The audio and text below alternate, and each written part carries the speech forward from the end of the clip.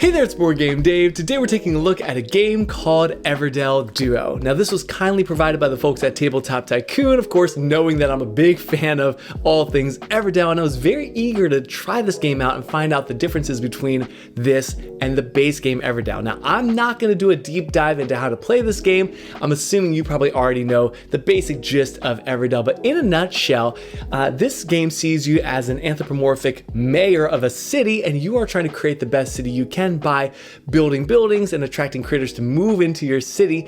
And then after 4 seasons, you add up the points and whoever has the most points wins. Of course, Everdell Duo is a solo or 2-player only version of Everdell. It's much more compact, a little bit more tight, fewer resources, fewer components. For that 1 to 2 player experience. Now, I'll point out just gameplay wise, there's basically one crucial difference in gameplay, and that is this whole sun moon mechanism. So in Everdell, you're going to do one of 3 things, Everdell Duo, I should say. You're going to place your worker to get resources or claim an event. You're going to play a card from your hand or the meadow, or you're going to draw a card. It's that simple. One of 3 things, okay? Here's the catch though. There's a sun token and a moon token, right, on this tableau of 12 cards, and they start at the very, very left.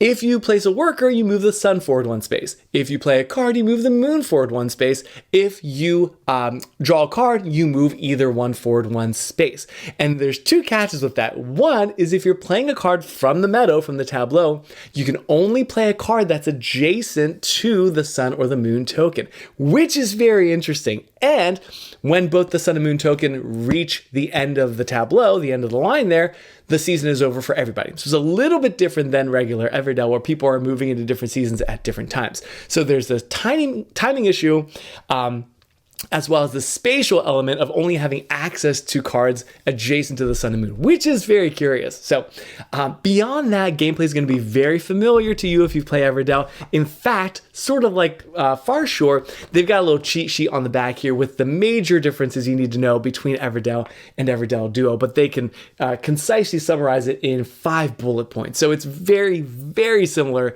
to regular Everdell. So let's just jump straight into my 7-point criteria for reviewing a game, and I'll give you some pros and cons for each, starting with the art and components. And we have to talk about how beautiful and gorgeous and incomparable the art by Andrew Bosley is. Of course, he did the original Everdell, and his art is just so bright and vibrant and welcoming and cozy. And the way he portrays these animals in this, fantastical, tiny little city is just so mesmerizing and beautiful. Of course, he's one of the most prominent board game illustrators out there right now. And it's hard to not just gush on and on about how beautiful the art is.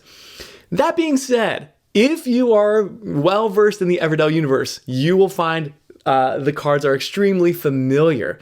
To be clear, as far as I can tell, every single card in here borrows art from Everdell or the expansions or even from My Little Everdell. So you're going to come across a lot of familiar characters, the Miner Mole, you're going to see the Chip Sweep and the Twig Barge and the Bard, and all those familiar characters and buildings are going to show up here. Now, the abilities might be a little bit different. Their powers are not exactly the same, but again, the card art is going to seem familiar. I don't think there's any unique card art in the 80 critters and constructions. They're all unique, I believe, but all familiar. Besides that, though, of course, the art is amazing. The components are very, very nice. You get those wooden twigs and the little pebbles and squishy berries and all those good things. But yeah, art and components, pretty solid. Second is complexity versus audience. And for anybody who's familiar with Everdell and is expecting that level of complexity, this is going to be a perfect fit. You're going to know what you're getting into. It's so close to Everdell. It's like 95% the same DNA gameplay wise. So it's exactly what you're expecting.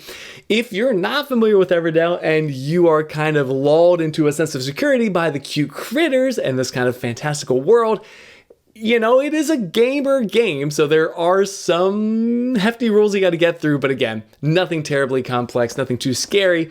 But yeah, for the average gamer, this is not going to be a problem at all. Third is thematic integration, and of course Everdell Duo is about as thematic as Everdell. If you can pretend that you're this critter mayor of a city attracting critters and buildings into your city, it is very thematic, and you use your resources to pay for things, of course. The sun and the moon, I don't understand how that's thematic. You'd really have to stretch to come up with some sort of rationale for how that works thematically, but otherwise, it's a fairly thematic game. Fourth is intuitive mechanics, and of course, Everdell is very similar to Everdell here. It's a very intuitive worker placement game where you're going to be putting out workers to gain resources. You spend those resources to build constructions and to attract critters. It's all very intuitive because it's fairly thematic. Now, it's a little less intuitive maybe than the base game because you've got this whole sun and moon token thing, which you have to remember to move them around, and you've got the constraint of where you can build from. So that is a little bit of a dink on the intuitiveness of the game, but even still, it's a very intuitive, very easy to wrap your head around game. Fifth is replayability. Now, with fewer cards in here, as we mentioned, and fewer events and things, there's not as many strategic avenues to explore in Everdell Duo as there is in the base game, but on the other hand, there's 4 completely different ways of playing this game that are offered. So you can play competitively with another player, which is pretty standard. You can also play cooperatively with another player, wherein you pick just a random chapter from the scenario book and see if you can beat that scenario together.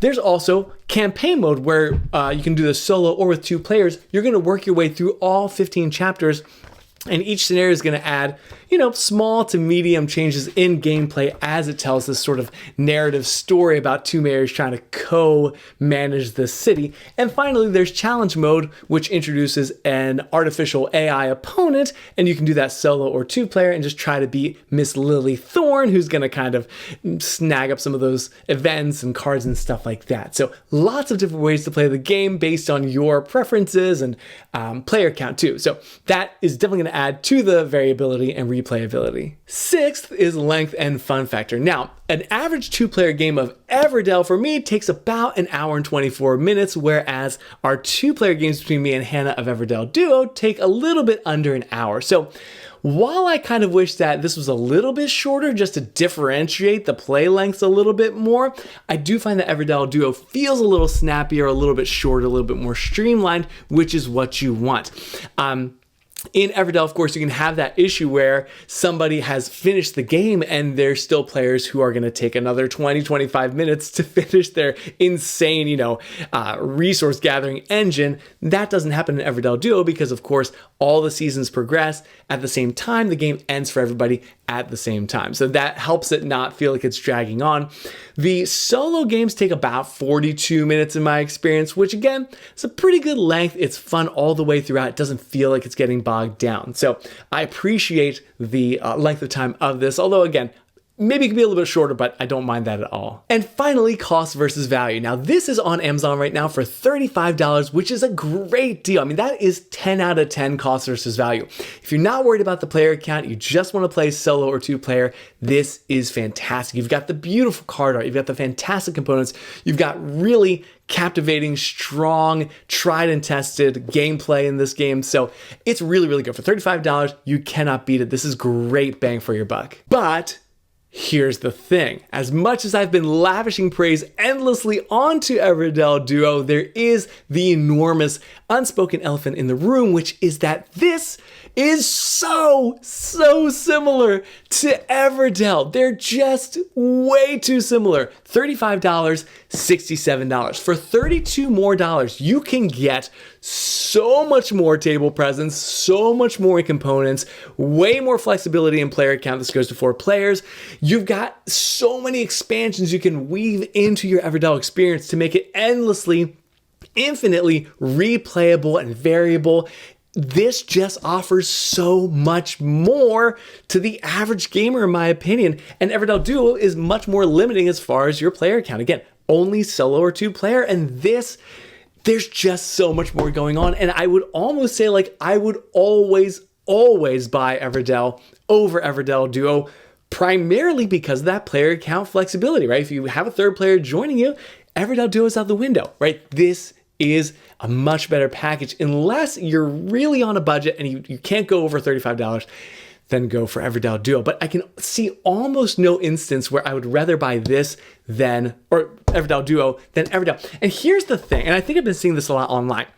Seven Wonders versus Seven Wonders Duel. Literally a completely different game that just borrowed some of the same iconography and maybe gameplay concepts. But Seven Wonders Duel is a brilliant, phenomenal, top, 10 game. And it's so different from Seven Wonders, right?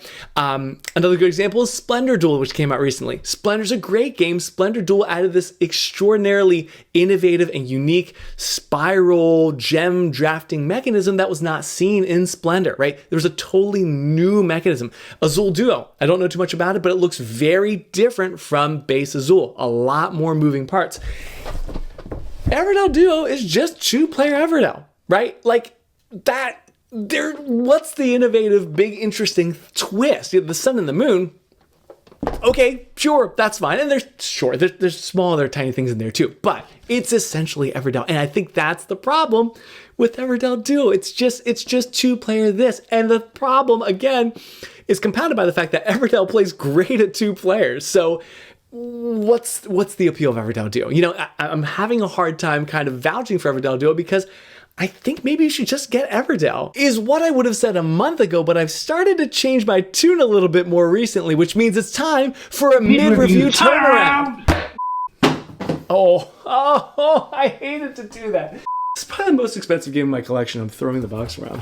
So as I mentioned when I talked about the replayability of the game, there's the competitive mode, cooperative mode, challenge mode, and those are all fine in their own right. They're totally okay, but what I really find compelling and captivating and endlessly charming is this campaign mode, this little campaign book. Now, when I first got the game, I was flipping through this and I was really underwhelmed with like the scenarios involved and the win criteria. So the first chapter, in order to win, you need to complete 4 events. You know how events work in Everdell. 4 events and a final score of 95 to beat hard mode. Super simple. Chapter 2, 5 events, score of 115.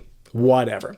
But as soon as you turn the page, there is this story that starts to develop where resources are getting scarce and there's plagues and there's a famine and things are getting a little bit more dire.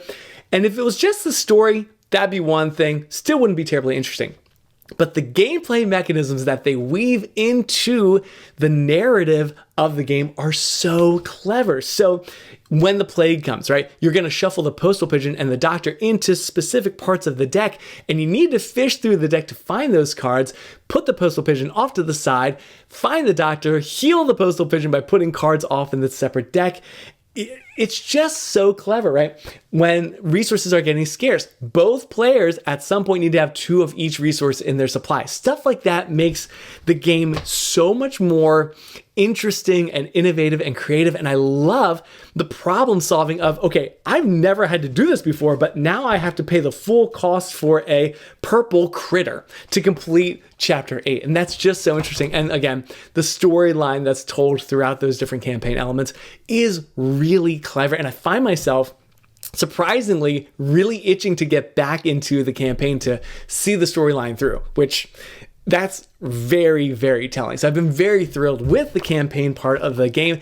And that to me is the number one single selling factor of this whole package, is just this little campaign book right here. So with all of that said, do I recommend Everdell Duo? Well, it just depends on who you are and what you're looking for, right? If you just want to play Everdell at 2 players or solo against an AI opponent, you can do that with Everdell, right? And I see no need why you need to go out and get Everdell Duo just because it's new and because it's cheap. You've got everything you need right here. So I would not worry about adding this to your collection because, there's so many other games you can get for $35 that give you something new and unique and, fill a different niche in your board game collection. Now, if you think that the idea of that solo scenario, or again, you can play it with 2 players too, if that campaign book seems compelling and interesting, think, oh man, I would love to kind of dive into this story of Everdell and building this city and going through challenges and introducing, like I said, those interesting gameplay twists and turns and criteria and restrictions and things, you might want to check out Everdell Duo, and it might be worth your investment to dive deep into this story because I think it's really, really, really good. Okay, you can play it solo, play it 2-player.